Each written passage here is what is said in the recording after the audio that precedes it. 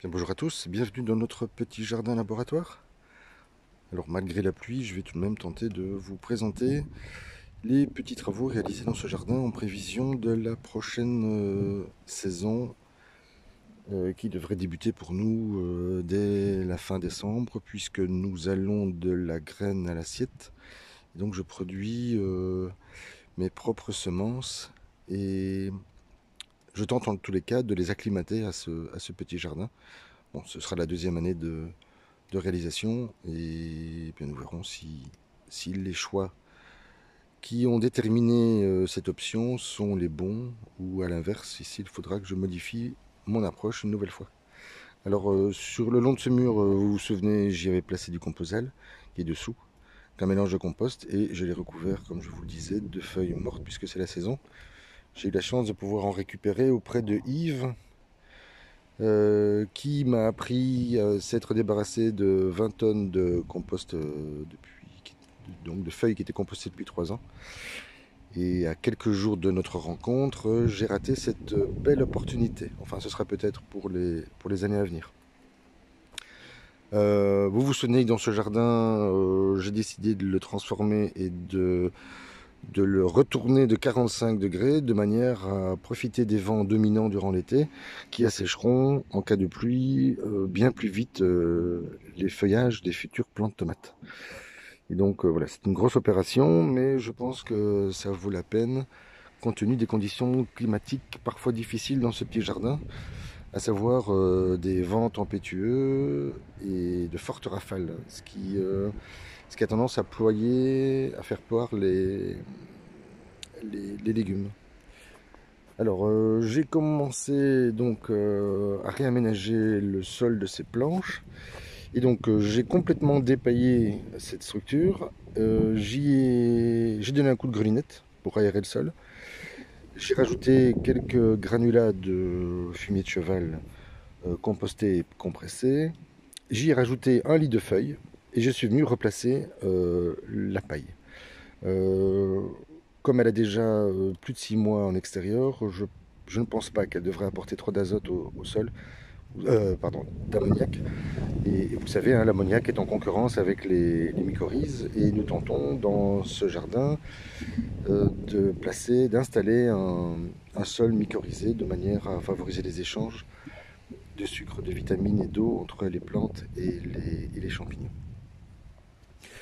Donc pour ce faire, donc ces deux planches ont été réalisées. Dans cette planche-ci, je pensais démonter cette structure qui fait à peu près 4 mètres. Et puis finalement, je me suis dit que j'allais quand même tenter d'y semer des pois d'hiver. Alors on n'est pas encore tout à fait en hiver, mais je me dis qu'en les plaçant maintenant, fin octobre, début novembre, ils vont croître lentement. Ils devraient être protégés par le paillis aux premières gelées du mois de février, mais peut-être même avant, puisqu'on nous annonce un changement climatique cette année, et donc nous aurons peut-être un réel hiver, alors que l'année passée nous n'avons eu que 3 jours à -3. Je le souhaite en tous les cas. Et donc ces petits pois perceront la couche stable qui est un compost. Et il devrait être protégé par la paille en cas de basse température. Enfin, nous verrons. Enfin voilà, c'est un essai. L'année passée, je les avais mis en terre au mois de février et je me suis aperçu que euh, ils avaient subi des ralentissements de croissance et donc ils avaient monopolisé une planche pendant jusqu'au mois de mai, alors que j'aurais pu y planter des tomates. Donc cette année, je me suis dit que j'allais anticiper et les placer en terre 3 mois auparavant. Voilà, c'est encore une expérience, hein. Nous verrons ce que ça donnera. Alors, qu'est-ce que j'ai encore réalisé cette semaine? Je commence par ici peut-être. Donc j'ai replacé un composal sur la planche et vous voyez que les légumes semblent avoir repris de la vigueur. Dans cette planche, je vais sans doute la coiffer d'une bâche perforée et y placer des salades. Enfin, j'y réfléchis encore. Ou je la laisse au repos jusqu'à la saison prochaine. Alors finalement, j'ai mis la main sur 2 tonnes de fumier que je suis allé chercher, fumier de cheval, sans antibiotiques. Et donc ça m'a permis de réaliser cette planche qui est destinée à recevoir les futures courgettes. J'en ai profité pour refaire l'ensemble de la structure. C'est ainsi qu'il y a des bois qui ne sont pas encore. Il faudrait que je pense à les rescier parce que je risque de me blesser à l'avenir en marchant dans ce jardin. Alors dans cette planche, j'ai réalisé un test avec les semis d'oignons réalisés dans le bar à semis. Je ne sais pas si vous vous souvenez. C'est le bar à fraises transformé en bar à salade et puis finalement en bar à semis. Dans cette première partie, j'y ai placé des oignons blancs d'assez gros calibre avec un fort système racinaire, enfin un important système racinaire, séparé par du persil qui me restait. J'y ai placé les oignons rouges et vous voyez que ils sont en souffrance. La plupart d'entre eux d'ailleurs n'ont pas résisté au vent et aux fortes pluies. Il faudra que je réfléchisse à quoi est dû ces arrêts de croissance et ce dépérissement. Dans cette troisième partie, j'y ai placé des oignons blancs mais qui avaient un petit système racinaire, histoire de voir si à l'avenir je pourrais les repiquer plus tôt. Et enfin dans cette dernière partie, je les ai placés par 3 ou 4, parfois 5, pour voir si c'était également un autre système qui me permettrait de gagner un peu de temps. Et je vois qu'il y a aussi quelques espaces laissés libres par la dégradation de ces oignons. Et finalement cette planche elle commence à se stabiliser, hein. On aura peut-être même quelques brocolis et quelques choux blancs, quelques choux-fleurs, pardon. Voilà.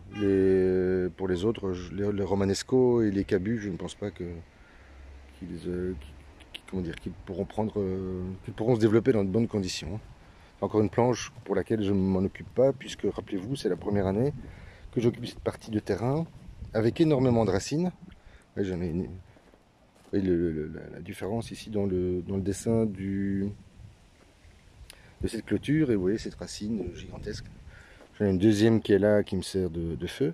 Et dans toute cette partie, en fait, j'ai 4 grandes racines, ce qui m'empêche de travailler sur le sol encore pour l'instant. Peut-être qu'à l'avenir, dans les prochaines années, je pourrais peut-être travailler sur le sol lorsque l'ensemble de ces racines seront dégradées.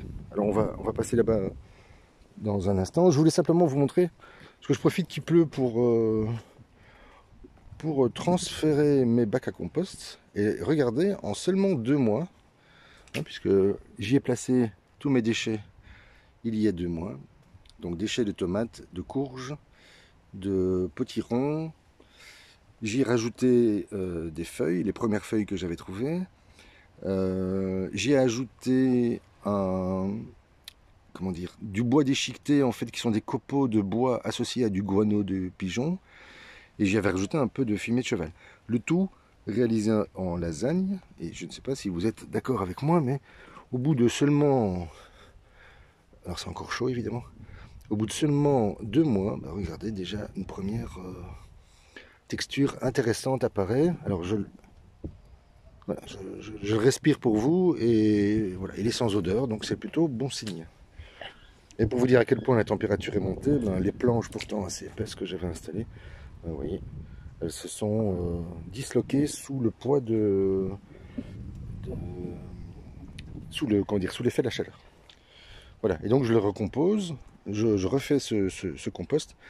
Dans ce cas-ci, j'y rajoute beaucoup de cellulose, beaucoup de carton, qui a déjà été imbibé, un peu comme celui-ci, que j'ai laissé volontairement sous la pluie.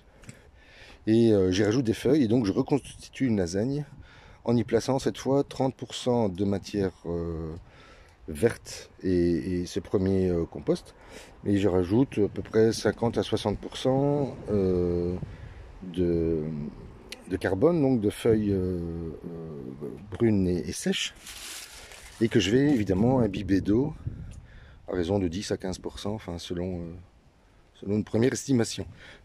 Et normalement, d'ici dans 2 mois, le compost sera réalisé. Donc en 4 mois, il est possible, avec une technique aussi simple, de réaliser un compost qui, je l'espère, sera de qualité. Alors rapidement, je ne fais pas tout le tour avec vous, mais comme je vous le disais, dans cette partie de jardin, j'ai des grandes racines qui m'empêchent de travailler au sol. Ah tiens, entre parenthèses, je pensais démonter mon bar à fraises et mon bar à salade qui est devenu mon bar à semis, pardon, et j'ai refait un semis de salade 4 saisons.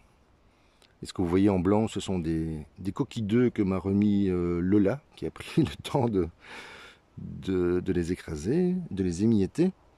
Et je veux dire que pour l'instant, c'est plutôt bien parti. Ça, ce sont les semis qui se trouvent dans un des bacs qui se trouve là.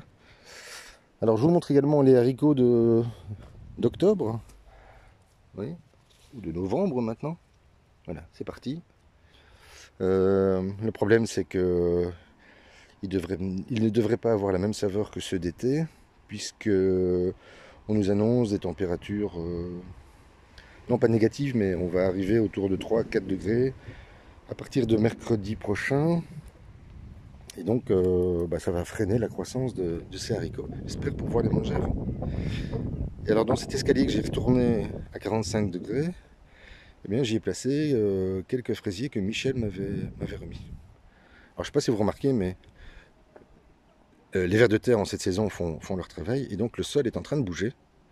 Et donc j'ai beau tenter de les mettre de niveau, les bacs ainsi que ces carrés de palettes, eh bien chaque jour je suis surpris par la différence de niveau qui s'installe.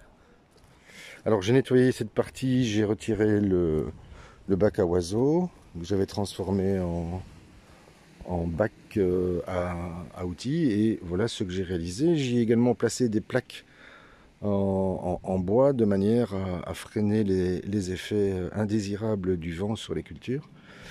Bien, vous voyez que ça se passe bien, hein. Tout de suite les petites salades d'hiver ont décollé. Je ne sais pas si on les voit bien. Voilà. Et elles seront également repiquées. Et le persil se maintient bien, il décolle. Les salades, même chose, salade 4 saisons. Et ici j'ai ma réserve de salades qui vont sans doute repartir dans cette planche qui est là-bas. Alors j'ai poursuivi avec la même idée, puisque je suis sur un système, des systèmes racinaires assez importants, et donc voilà, j'ai réalisé ce bac que j'ai maintenant rempli avec du composal, et non pas du crottin de cheval, puisque je n'en trouve pas pour l'instant, mais une fumure à base de crottin de cheval. D'ailleurs je vous invite, si vous en avez l'occasion, de réaliser vos propres fumures, et qui semblent en tous les cas être mieux absorbées par le sol.